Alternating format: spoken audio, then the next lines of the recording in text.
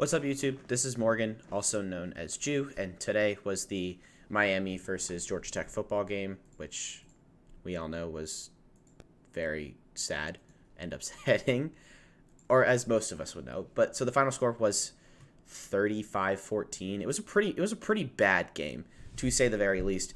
It was more that the defense couldn't get off the field. I left the game personally with my family. I left at Zach Gibson throwing his first interception. I don't have trust in Zach Gibson, and that's not putting anything on him, but I just don't trust him. I haven't seen anything yet to make me trust him. Like, guys like Pyron and Sims have shown me that I can trust them more. And yes, I will be more frustrated at the mistakes, but I'm also a little bit more understanding and knowing that they at least do something good. Tech couldn't stop the run. Plain and simple. They just could not stop the run. If I can find the stat, we gave up 4.9 yards per rush on 44 rushes.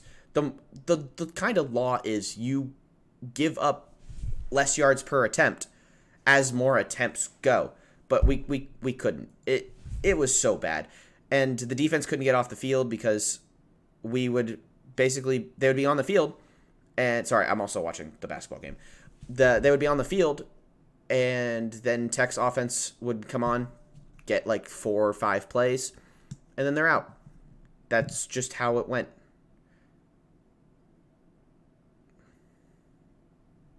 But so Georgia Tech offense couldn't really produce besides the one drive that Zach Pyron did lead. Zach Pyron did a lot with his legs. He had 66 yards on 8 carries. The run game just never really got going, and it forced us to become more of a pass-oriented team. And for Zach Pyron, who is young, he still did a solid job, 12 of 22 with 114 yards. He did have the 2 interceptions, one of them coming right after he did get hurt, so there's a little bit more leniency on it.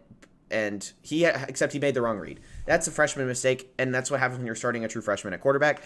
But he made a mistake, and he had a lot of really bad throws. He had some really good throws, but he had a lot of really bad throws tonight.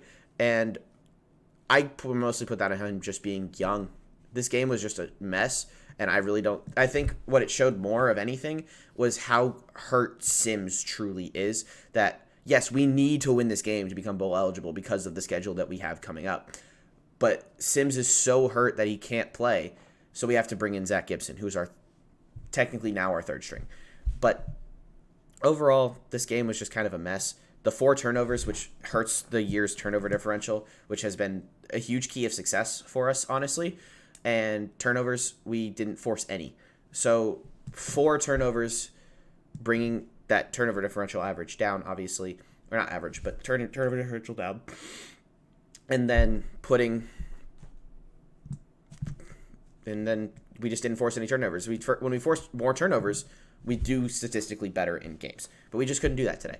And I feel like that's really the key for the game. There's really not a whole lot to say about this game. This game was just kind of a mess. There's nothing that really stuck out. There's nothing that's really... I know that's very bad, but there's just nothing that truly stuck out. Pyron shows that he's a solid mobile quarterback and he's a very different type of runner, but that also leads him prone to being injured, like in this game. He's very much a head first, like, I'm going to body into you, I'm bigger than you, rather than Sims, who's more of an elusive guy. And both are hurt now. So where does this leave the preview for the North Carolina game? I don't know. I don't see us going more than 4 wins, but how this season started, I chalk it up to be a win, to be honest. We were projected, I think, 2 wins. It was Western Carolina and Duke. We did win both of those games, but there's 2 more that were thrown in that we didn't deserve to win. Pittsburgh, nobody could have guessed we'd beat Pittsburgh. Virginia Tech, that was one of my games that I think we could have won. Even with, I don't think we would have won it with Collins as the head coach, but we will never know, and I never want to find out. So, whatever. But going forward, I will not be in town for the North Carolina or the Georgia games. Might be able to do a recap of the Georgia game, but my plan is going to do like a kind of a season recap, just see highlights for MVP of the team, stuff like that. I'll come up with it when I get home. But yeah, there's really not a whole lot to say about this game. The game's looking forward. I have no hope now for North Carolina if Zach Pyron and Jeff Sims are both hurt. So I have no hope of making a bowl game.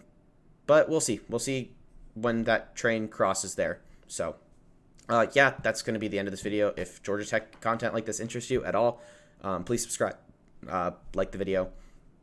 I'm going to be doing more sports content just in general with the NBA season picking up and college basketball season picking up.